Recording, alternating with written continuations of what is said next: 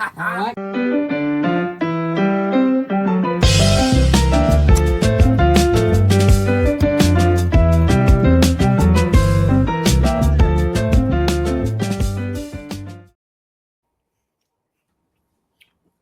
You like that intro?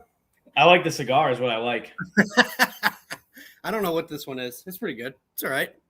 It looks massive.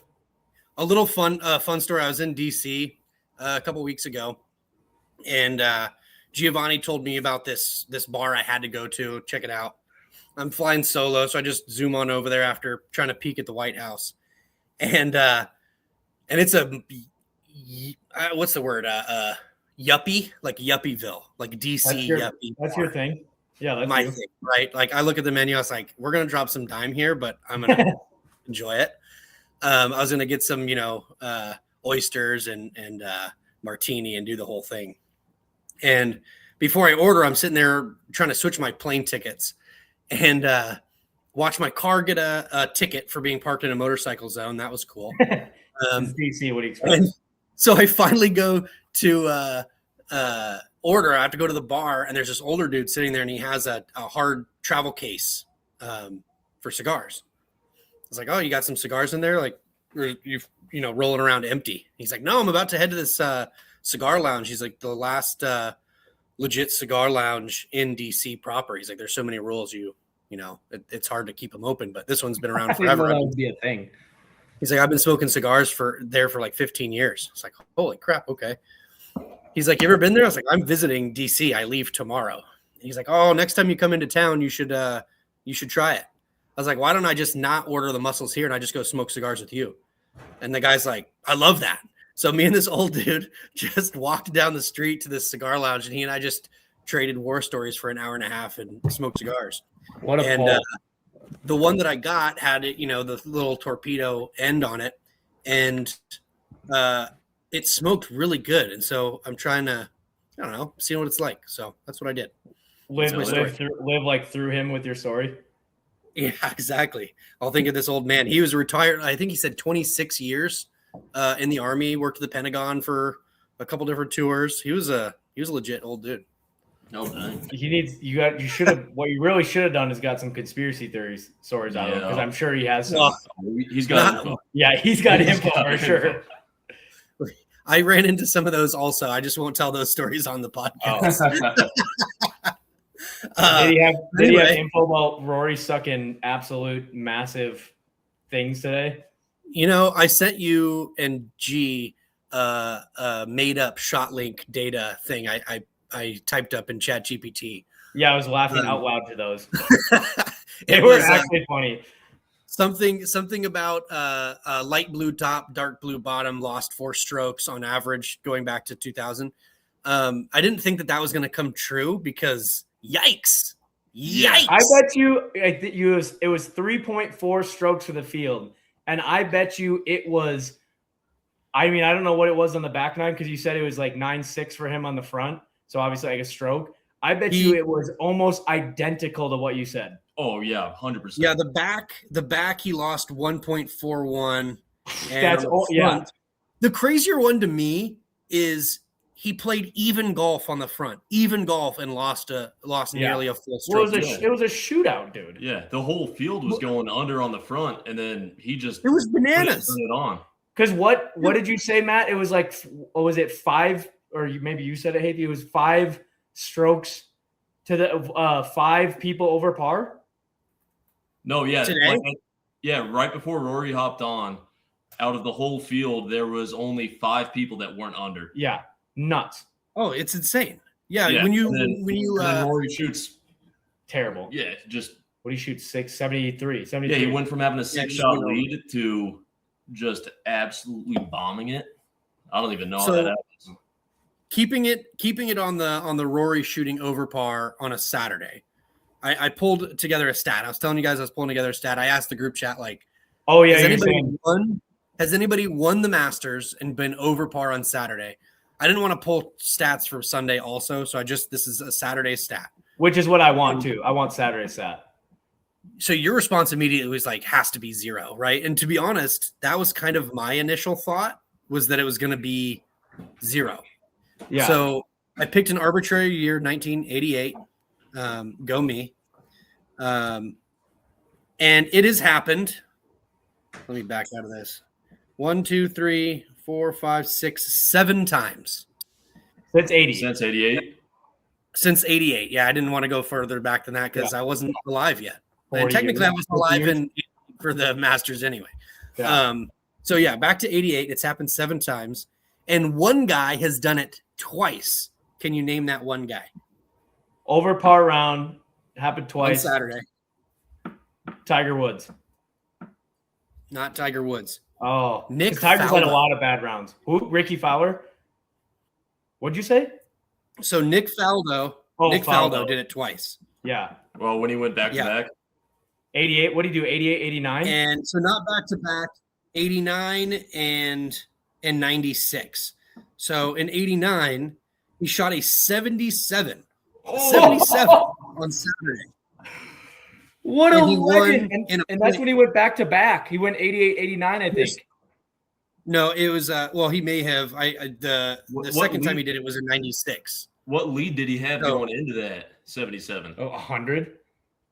No. He was so going into Saturday, starting the day Saturday, he was 3 under. So he shot a 68 on Thursday, 73 on Friday, and then a 77 on Saturday. Did you look at his lead, though? He ended up winning on Sunday after. So he won in a playoff. He won in a playoff on Sunday. That's ridiculous. He finished 5 under before the playoff. So what was the winning score for that year? 5 under. Yeah, 5 under. Yeah.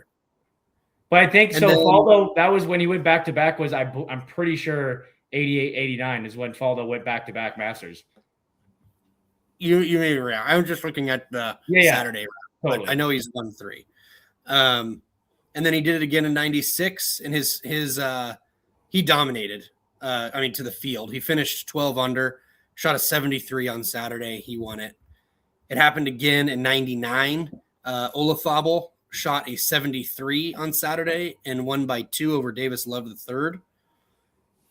2003, Mike Weir shot a 75 on Saturday, also won in a playoff. And then 2007, Zach Johnson shot a 76.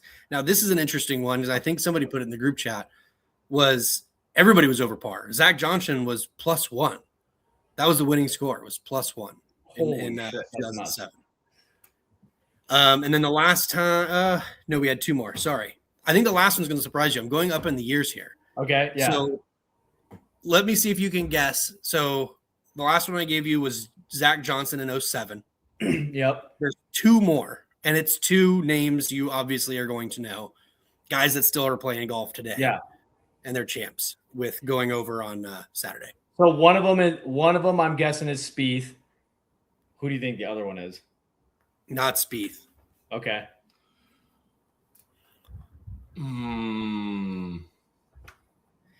I'll give you this hint. One of the guys has a plaque on the course with his name on it to remember a shot that he made.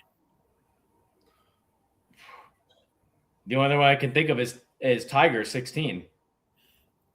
Bubba Watson 2014 shot a 74 on Saturday. Okay.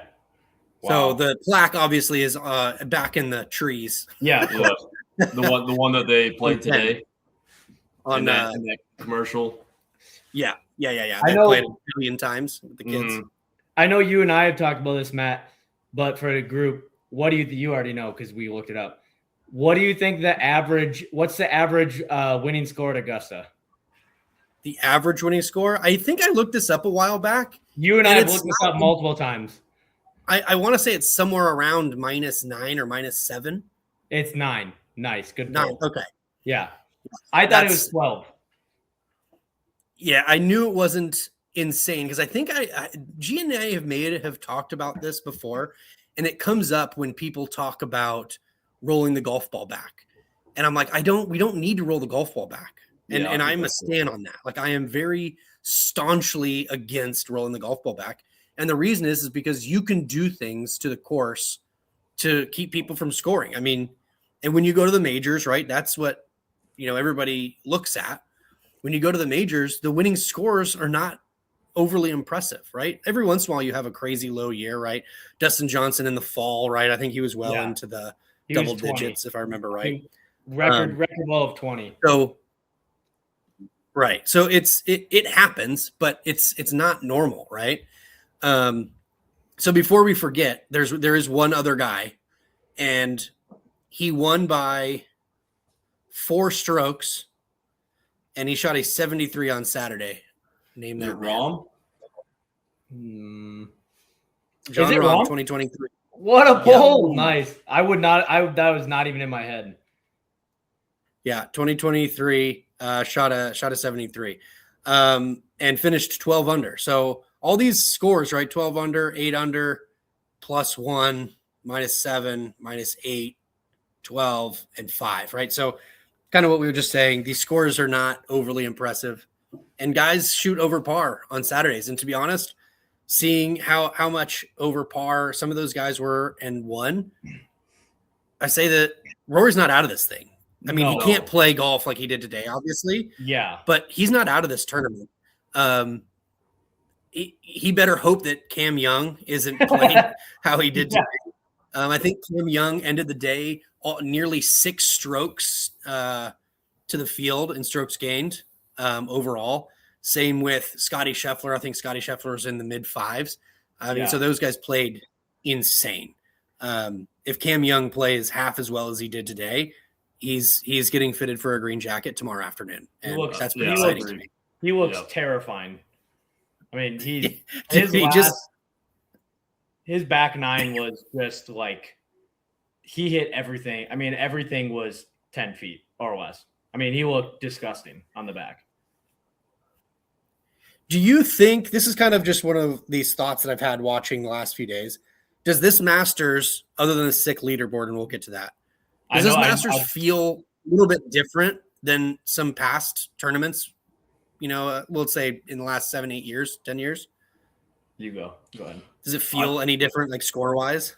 I'd say the main thing that feels different is Rory having that such a large margin lead going into that Saturday, because that's what the largest in Masters history, having a 6-stroke lead going into Saturday, and then the amount of change that happened on Saturday, him going 1 over par, going from a 6-shot lead to being tied for the lead, and then all these people, pretty much most of the field shooting under par today. Like that to me, I haven't seen really. And so it does feel a little bit different this year. I feel like I feel like there's 2 extremes.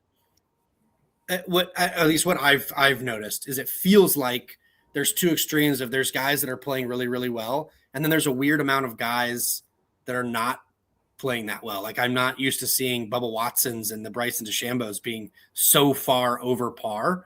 And I don't know. It's to be honest, for me, it's kind of fun, especially since we still have an awesome leaderboard and there's guys that are attacking holes. But I don't know. That's just kind of a passing thought I had. It was just kind of this tournament feels a little bit different. I agree, to me, it feels different because I think if you really look back, and it'd be tough because you'd have to go every year, look at how they're playing on that year, look at their golf rankings, blah, blah, blah, right? You could get into it. But like, I think every year, even though we say, oh, it looks so epic this year in the leaderboard, and I would, rebuttal that. I think every year is a good leaderboard. But what feels different for me this year, in my opinion, is that the leaderboard that we have is like every single person on that leaderboard could go bonkers tomorrow. There's not a single person where I'm like, because there's a lot of times where you have a good leaderboard. I mean, pretty much every year, but you're always like, okay, Sergio's up there. He's not going to do it. Even though he's master champ, you look at all these guys that like, oh yeah, they have like a record that could do it. But this year I'm like, Sam Burns could go crazy. Rosie, I mean, basically undeniably good every single year. Cam Young, an unbelievable talent, could go low. Lowry, obviously proven to be able to do things. I mean, every single person on that leaderboard, I don't have any regard towards like negativity of their game. I'm just like, everyone could, I mean, it could be crazy. It's not just a sack leaderboard. It's like it's a scary leaderboard. That's what's different for me this year. Yeah. So we have just to go through there, right? The hottest hand today, obviously Cam Young shoots 7 under, tied for lead with Rory. So he and Scotty Scheffler both there, right? Were our biggest movers of the day. So if you were to take two of those strokes away and give them a 5-stroke lead and talk about the guys within that window, right? So we're at 6 under. You have Patrick Reed, Patrick Cantlay, Russell Henley are all tied at 6 under. Nasty. Still nasty. Russell Henley might not be a guy that like your casual golf fan knows, but Russell Henley is 6 or 5 strokes off the lead. He's playing good golf, right? And then we move up to 7 under or something today. And no, Russell was 6 under today. Yeah, started the day even. He went 6 under, so you could do it. There's nothing saying he doesn't do it again tomorrow. Yeah, 7 under. We have Scotty Scheffler and Hao Tung Lee. Hao Tung Lee, I'm not counting him in. I mean, he shot 3 under today. He's in the pack, but I don't know. Anybody I see isn't enough to do it lower than the first groove on a golf club, and put it into the water. I don't think you're going to win the Masters. Yeah. Then T5, both of these guys could win the tournament tomorrow and would shock me 0%. Justin Rose and Jason Day. Yeah. I mean, both of those guys could win the tournament tomorrow. Rose is and then the rest has been there almost every year, it seems like. 3 T2s here, right, in his career. I mean, 3 T2s and probably 5 top 10s. And 2 playoffs. He's been in 2 playoffs there, fallen both. He's always right there. So he would be no shock to me to just come up tomorrow and take it. And I think the piece that I don't think people will remember is in the playoff, Justin Rose hit his approach shot there probably 3 feet shorter than it needed to be to get close to the cup like Rory did. Rory's approach only landed a couple feet past where Justin's did, and he got the rollback that everybody's aiming for. So it was that close to, another playoff hole, and potentially we're talking Justin Rose is wearing a green jacket this year, right? Yeah, 100% with that pressure. Shane Lowry, 100%, yep. Yeah. Shane Lowry with an ace. I wish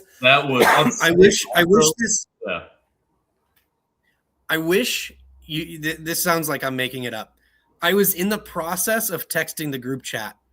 We haven't seen a hole-in-one yet. I would like to see one before the weekend is over. I'm typing it out, and Shane drains it. I was like, what? And 6 is just nasty. Dude. And it was perfect. Oh man, I love that ball flight too. He kind of like had a low kind of finish, and I just love that. Shane Lowry can do it. And then the amount of hype that built up after he did that, like, and Rowley's awesome. Because you normally see him on 16, but seeing that in a hole-in-one on 6, I think it was the 7th in history ever. On 6 hole-in-one. Like, that was awesome to see. Yeah. And I mean, and the good thing I did think a hot that we'd see one on 12 this year, and I'm thinking it's increasingly unlikely that I'm right, but I'm standing by it. There's a hole-in-one tomorrow on 12. Okay, I'll take it. The Lowry thing for me too is not just with the hole-in-one, but Lowry's obviously has major mentality. I mean, he's won major, so it's like you can't count him out ever. I don't think. Could you imagine how insufferable Rory could be if his buddy Shane Lowry put on the green jacket this year? Jesus Christ. Boy. I would quit. I would give up my membership. I'm out. I can't handle these 2 dudes in the same room every single day at Masters dinner. I said, I think it was a couple of days ago, or maybe yesterday, I was saying, like, honestly, boys, at the end of the day, obviously, I'm a big Rory fan. I've always said that. But at the end of the day, could use an American win here. Really could use a Cam Young win here. We can't have back-to-back Irish. You can't do that. Yeah. You can't do it. I still don't hate my Patrick Reed pick. I think he might be he's the bottom end of the likely to bring it back, being 6 under. he just couldn't. He started off so hot. Was it 3 birdies in a row? Yeah, I was he like, looked oh, bad on the dude, back. Rory is toast. This guy's finished. Patrick Reed's gonna bury him, and then he just couldn't make putts, getting in the most difficult bunkers around the course. It was tough. Yeah, when Reed started off with those 3 birdies, it seemed like he was just going to keep rolling, and then he really didn't do much after that. He didn't do anything after that. He had a birdie on the back. Yeah, he had 1 birdie on the back. He went 1 over on the back, and then after those 3 birdies, 2 bogeys, the rest he just kind of coasted. Yeah, he coasted. With that hot start, it seemed like he was going to take off today. That's what me and Jared were talking about right at the start of the day, but he just hit that hot start. I was wondering. I think those bogeys just set him back. So I tuned in when Goddard and Brooks were finishing 1, and the group chat was like my phone was on fire because it was just birdie after birdie after birdie, like across the field. There was like an hour and 15-minute window where there was just. I was like, this tournament, somebody's going like 11 under today. Like that's what him and I were saying. We're like, are 5 people going to shoot 63 today? It seemed like it. And then it seemed like somebody flipped a switch and then it was just done. Yes, dude, 100%. So, man, I don't know which golf I want to watch tomorrow. Lights out golf or everybody just like riding a razor's edge to the finish. But I think we're tuned up for an awesome day tomorrow. For excitement's sake, not because I'm a non-Rory fan. I'm happy that everybody's just packed in, and there's so many different options for somebody to take it tomorrow. So anti-Rory bias, set aside, obviously. I mean, I'm Cam Young all day. I think I'm taking it. Gun to my head. That's what I was going to ask you. Gun to my head. I'm taking Cam Young tomorrow. To be honest. Like if I have to choose, I'm a diehard Rory fan. Like I want Rory to go back to back. Mainly, like part of it too is like objectively speaking, history's history, and it'd just be cool to see, in our generation. I mean, we saw Tiger, but obviously we were super young. Like to see another back to back would just be super. It would be fucking awesome. But I'm team Cam Young all day, to be honest. I'll say this. You ready for this? And I'm going to stay consistent. If you say the reason I root for, you're not going to know what I'm going to say. I promise. Because you're going to be shocked. Hold on to your hat, there, buddy. So which one? The reason I root for Scotty Scheffler is because he's on top. I like seeing him stay on top. If Rory McIlroy wins tomorrow and goes back to back, right here, this is being recorded. I will root for Rory McIlroy next year to go repeat. I'll do it. I'll get on board the Rory train. I'll root for a 3-peat. We were talking about that earlier. We're like, look, he's got arguably, at least by data standpoint, the best chance to go back to back. And he was like, we're just hanging in the living room, and we're like, and if he does that, I mean, then it's like, with the pressure off, comes in, plays good, depending, how you want to look at today and stuff, wins. It's like, this is 3-peat territory. Like I'm all in, like you said. I like if you win tomorrow, it's like if you're not on the 3-peat train, I would question your loyalty to like watching golf. Mm-hmm. No, I'm admitting it. If he wins tomorrow, I will get on board and I'll pull for a 3-peat because you just don't see that kind of stuff, right? Yeah. That's my thing. So Matt, who you got? If you were gun to your head, gun to head, who would you have taken it tomorrow? Oh man, that's tough. I want to get on the. I want to say Cam. I like my Patrick Reed bet.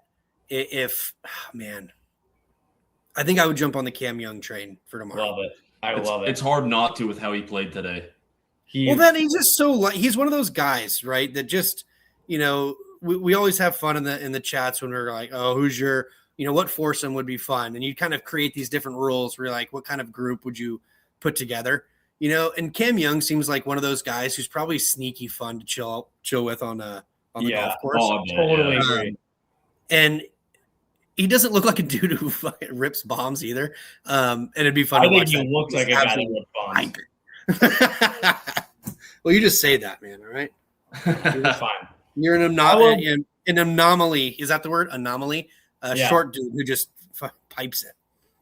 I love his. I'm paraphrasing and kind of more or less guessing my memory, but they always do the like Masters preview interview and stuff where they interview a lot of guys for like 20 minutes or whatever before they start.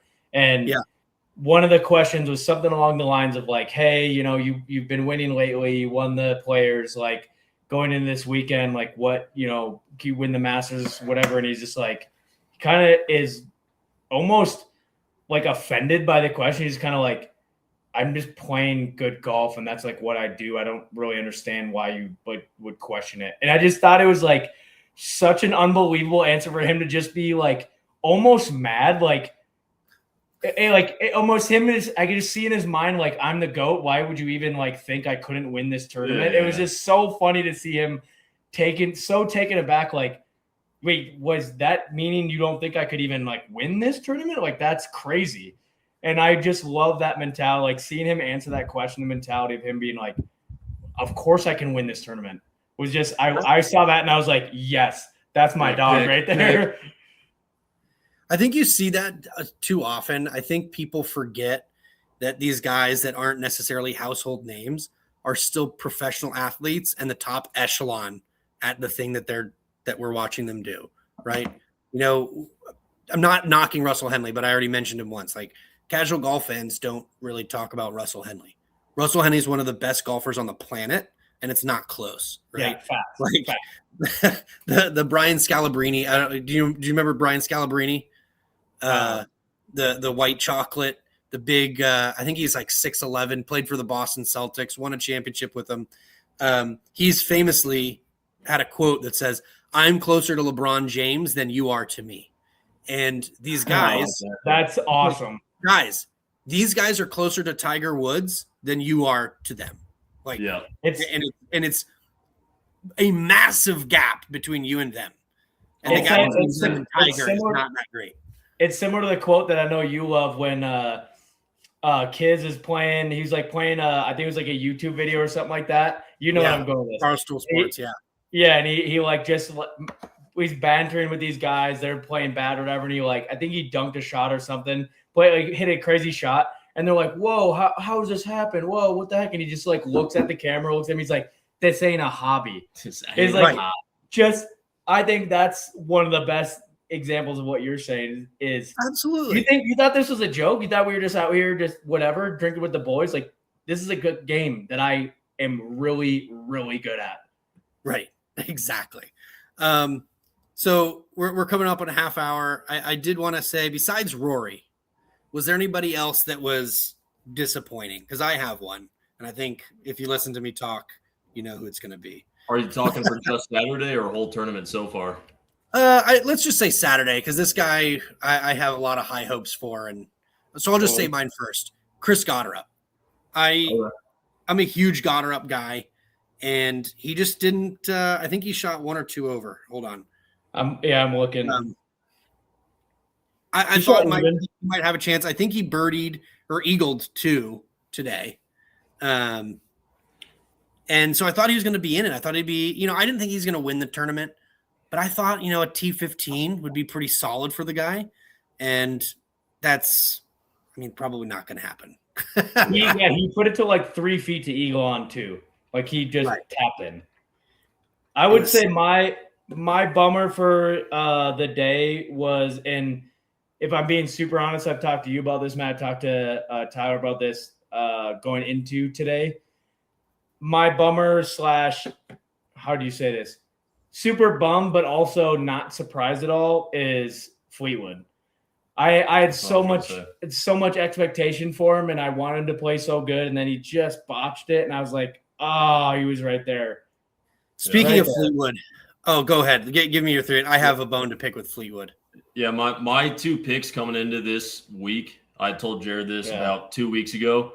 I picked Fleetwood about 2 weeks ago, and then at the start of this week, I was like, you know what? I think Bryson can do it also.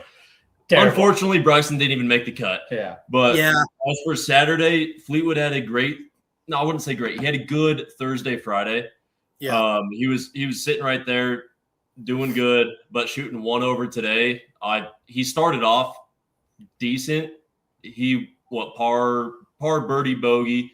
I thought he would pick it up from there, but he didn't. I was hoping for him to keep it going, roll that Thursday, Friday into the weekend, just stay consistent. Because I think I would love to see Fleetwood get one. I mean, he's always right up there in contention, but got his first tour win last year, which I felt was long overdue. I feel like he's capable of way more than that, but he just can't seem to pull it together. Can we be really honest with Fleetwood's fit today, though? I know this isn't a fit podcast, but what is that? What is that? What's Steve Carell's character in Crazy Stupid Love? I think I sent the GIF in the group chat. Yeah, that's what he reminds me of. He's like, oh, those are my 097s or whatever the New Balance number is, and he like balks at him, throws the shoes into the pond. That's what it looked like. He looked like a history teacher trying to fit in, but the clothes don't fit. He can't figure it out. Nobody cares. He just goes home alone. That's what his Can we get a fit to playing bad stat? Oh, dude. It was, and you know who's a runner-up to worst fit of the day? Mallory disagreed with me because I called it out. But Scotty Scheffler's shirt was terrible. I don't know what that is. It was brutal. That looks like a Father's Day gift. I would never wear it. I put it in for sure was. It might have been a Father's Day gift, dude. Give him a break. Yeah. Brand new baby. All right. So our picks tomorrow sounds like everybody's in unison. Cam Young, that's our boy. Oh, yeah. We're going to be pulling for it. Talked to Jared. He talked about Cam Young taking it about 2 weeks ago. He was telling me. Yeah, he did. Yeah, I was in with – that's what I was texting you earlier, Matt, and our group. You're like, I think you said Cam Young and Rory. And I was like, hold on, I'll find the text. Yeah, I picked Cam Young. You did. I credit where credit is due. And didn't you have another call? Maybe you called Cam Young when he won this year. I called Cam Young when he won the Players. Yeah. Is that a sign? Is that a sign? I hope so. Might be a sign. The funny thing is not that this matters at all because it doesn't. But over the last probably 5 or 6 years, not that they've won every time, but all my picks have been either winner or really close. Like I picked Rory, I want to say a month or two because Rory had like 4 or 5 wins, I think, before last year. Mm-hmm. And everyone counts them out because like too much pressure, all the bullshit, 12 years of I do remember you saying. And I was like, I was diehard. I was like, I'm telling you for a fact, Rory's winning this year. And the whole week I was like, even when I think he shot like not good. I think it was Friday or Thursday or Friday. And even on Sunday, like even doubled. On Sunday, he didn't play good. He had some doubles. And I was like, no, boys. Hey. I'm telling you, this is it. I know you remember that, Matt, for a fact. Oh, I remember. I was at G's house and it was all right. Well, I think we're going to wrap it up. This is We'll keep these quick. We'll jump on again tomorrow afternoon, hopefully to celebrate Cam Young's green jacket fitting. Yeah, be good to see. Could use an American win. Not that it matters. And call out.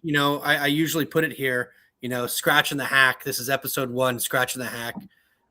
Episode 48 of the Sundowners Golf Podcast. So if you know, you know. Wouldn't ask for it any other way. And technically, this is our second episode. Well, I think we recorded like 4 or 5, and we were just too drunk to post them. So well, when you drink a bottle of whiskey, that'll do it. All right, boys. We'll see ya. Go Cam Young, baby. All right.